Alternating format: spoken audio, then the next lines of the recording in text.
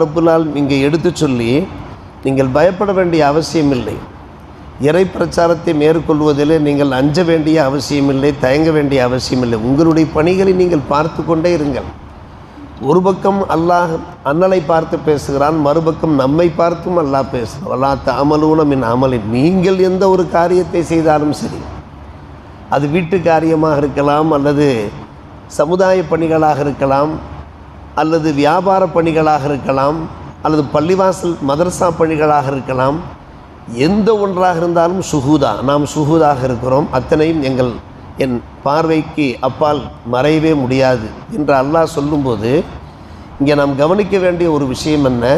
பெருமானார் ரசூலே கரீம் ஸல்லல்லாஹு அலைஹி வஸல்லம் அவர்களை பார்த்து அல்லாஹ் ஆறுதல் சொன்னானே, சமாதானம் சொன்னானே, அந்த ஆறுதல் சமாதானம் நமக்கும் இருக்கிறது.